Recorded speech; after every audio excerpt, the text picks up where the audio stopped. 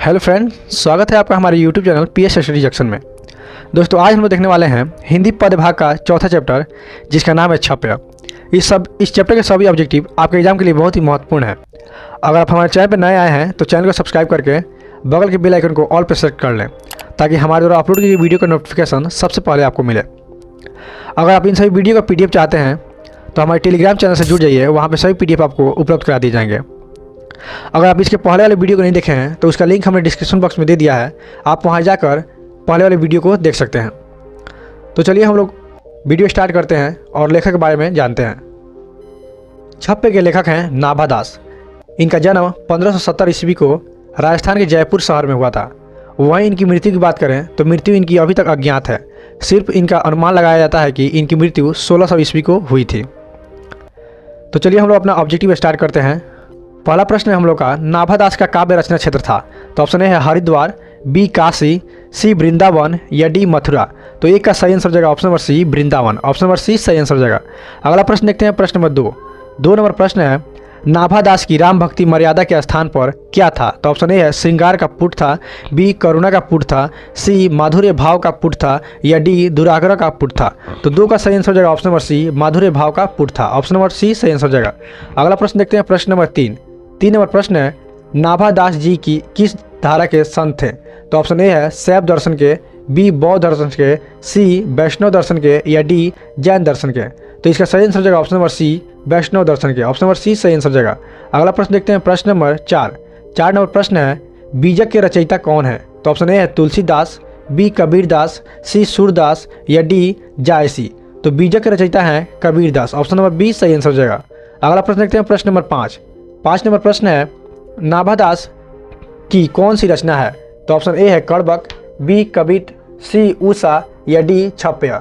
तो 5 का सही आंसर हो जाएगा ऑप्शन नंबर डी छप्य। ऑप्शन नंबर डी सही आंसर हो जाएगा। अगला प्रश्न देखते हैं, प्रश्न नंबर 6 नंबर प्रश्न है, नाभा दास किस धारा के कवि थे। तो ऑप्शन ए है निर्गुण धारा के, बी सद्गुण पाशक रामभक्त धारा के, सी सगुण धारा के या डी इनमें से कोई नहीं। तो 6 का सही आंसर हो जाएगा ऑप्शन नंबर बी सद्गुण पाशक राम भक्त धारा के। ऑप्शन नंबर बी सही आंसर हो जाएगा। अगला प्रश्न देखते हैं, प्रश्न नंबर 7 नंबर प्रश्न है, नाभा दास किसके समकालीन थे। तो ऑप्शन ए है कबीर दास के, बी सूरदास के, सी तुलसीदास के या डी इनमें से कोई नहीं। तो नाभा दास जो थे वो तुलसीदास के समकालीन थे। ऑप्शन नंबर सी सही आंसर हो जाएगा। अगला प्रश्न देखते हैं, प्रश्न नंबर 8 नंबर प्रश्न है, किसकी कविता को सुनकर कवि नाभा दास सिर झुका लेते हैं। ऑप्शन ए है सूरदास की, बी कबीरदास की, सी तुलसीदास की या डी इनमें से कोई नहीं। तो 8 का सही आंसर हो जाएगा ऑप्शन नंबर ए सूरदास की। ऑप्शन नंबर ए सही आंसर हो जाएगा। अगला प्रश्न देखते हैं, प्रश्न नंबर 9 नंबर प्रश्न है, कौन सी रचना नाभा दास की है। तो ऑप्शन ए है सूरसागर, बी भक्तमाल, सी बिहार सतसई या डी बीजक। तो 9 का सही आंसर हो जाएगा option number B Bhaktamal. Option number B सही आंसर हो जाएगा। अगला प्रश्न है, प्रश्न नंबर 10 नंबर प्रश्न है, नाभा दास का स्थायी निवास कहाँ था। तो ऑप्शन ए है वृंदावन, बी हरिद्वार, सी काशी या डी इनमें से कोई नहीं। तो 10 का सही आंसर हो जाएगा option number A Vrindavan. Option number A सही आंसर हो जाएगा। अगला प्रश्न देखते हैं, प्रश्न नंबर 11 नंबर प्रश्न है, संपूर्ण भक्तमाल में किस छंद की व्यंजना हुई है। तो ऑप्शन ए है चौपाई, बी दोहा, सी छप्य या डी कबित। तो इसका सही आंसर हो जाएगा ऑप्शन नंबर सी छप्य। ऑप्शन नंबर सी सही आंसर हो जाएगा। अगला प्रश्न देखते हैं, प्रश्न नंबर 12 नंबर प्रश्न है, छप्य कितनी पंक्तियों का छंद होता है। तो ऑप्शन ए है 4, बी 5, सी 6 या डी 7। तो 12 का सही आंसर हो जाएगा option number C 6। Option number C सही आंसर हो जाएगा। अगला प्रश्न देखते हैं, प्रश्न नंबर 13 नंबर प्रश्न है, सूर के कवित को सुनकर सभी क्या करते हैं। तो ऑप्शन ए है सिर हिलाते हैं, बी भाव विभोर होते हैं, सी दुखी हो जाते हैं या डी इनमें से कोई नहीं। तो 13 का सही आंसर हो जाएगा ऑप्शन नंबर ए सिर हिलाते हैं, यानी कि सूरदास के कवित को सुनकर सभी कोई सिर हिलाते हैं। ऑप्शन नंबर ए सही आंसर हो जाएगा। अगला प्रश्न देखते हैं, प्रश्न नंबर 14 नंबर प्रश्न है, सुर कवित सुनी कौन कवि में कौन सा अलंकार है। तो ऑप्शन ए है यमक, बी रूपक, सी उपमा या डी अनुप्रास। तो 14 का सही आंसर हो जाएगा ऑप्शन नंबर डी अनुप्रास। ऑप्शन नंबर डी सही आंसर हो जाएगा। अगला प्रश्न देखते हैं, प्रश्न नंबर 15 नंबर प्रश्न है, कबीर किसमें भेद नहीं करते हैं। तो ऑप्शन ए है अमीर गरीब में, बी अच्छे बुरे में, सी गोरे काले में या डी हिंदू मुसलमान में। तो 15 का सही आंसर हो जाएगा ऑप्शन नंबर डी हिंदू मुसलमान में। ऑप्शन नंबर डी सही आंसर हो जाएगा। अगला प्रश्न देखते हैं, प्रश्न नंबर 16 नंबर प्रश्न है, नाभा दास में किस जाति पांति एवं वर्णाश्रम का खंडन किस कवि के छप्य में किया है। तो ऑप्शन ए है सूरदास, बी कबीर, सी बिहारी या डी इनमें से कोई नहीं। तो 16 का सही आंसर हो जाएगा option number B Kabir. Option number B सही आंसर हो जाएगा। अगला प्रश्न देखते हैं, प्रश्न नंबर 17 नंबर प्रश्न है, नाभादास का उदय हिंदी साहित्य के किस काल में हुआ? तो ऑप्शन ए है आधुनिक काल, बी आदिकाल, सी भक्ति काल या डी रीति काल।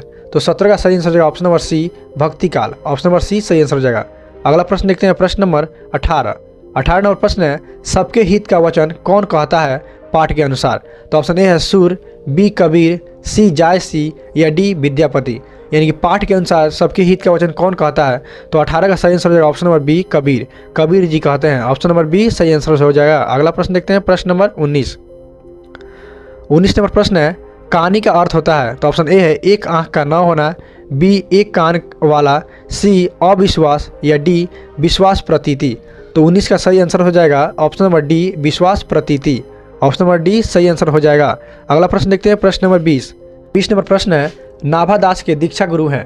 तो ऑप्शन ए है स्वामी अग्रदास, बी स्वामी शुद्धानंद, सी स्वामी चतुर्भुज दास या डी स्वामी नरहरिदास। तो 20 का सही आंसर हो जाएगा option number A Swami Agradas. Option number A सही आंसर हो जाएगा। अगला प्रश्न देखते हैं, प्रश्न नंबर 21 नंबर प्रश्न है, भक्तमाल के रचयिता कौन है? तो ऑप्शन ए है कबीरदास, बी गुरु नानक, सी रैदास या डी नाभादास। तो भक्तमाल के रचयिता नाभादास हैं। ऑप्शन नंबर डी सही आंसर हो जाएगा। ऑप्शन नंबर डी सही आंसर हो जाएगा। अगला प्रश्न देखते हैं, प्रश्न नंबर 22 नंबर प्रश्न है, भक्त चरित्रों की माला है? ऑप्शन ए है मुंडमाल, बी पुष्पमाल, सी भक्तमाल या डी रत्नमाल। तो 22 का सही आंसर हो जाएगा option number C Bhaktamal. Option number C सही आंसर हो जाएगा। अगला प्रश्न देखते हैं, प्रश्न नंबर 23 नंबर प्रश्न है, नाभादास किसके शिष्य थे? तो ऑप्शन ए है तुलसीदास के, बी रामानंद के, सी स्वामी अग्रदास के या डी महादास के। तो 23 का सही आंसर हो जाएगा ऑप्शन नंबर सी स्वामी अग्रदास के। ऑप्शन नंबर सी सही आंसर हो जाएगा।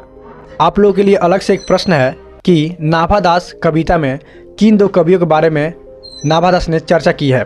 तो इसका आंसर अगर आप लोगों को पता है तो कमेंट बॉक्स में हमें ज़रूर बताएं। तो आशा करता हूँ ये वीडियो आप लोगों को पसंद आया होगा। अगर ये वीडियो आप लोगों को पसंद आया है तो वीडियो को लाइक करके अपने दोस्तों के साथ शेयर जरूर करें।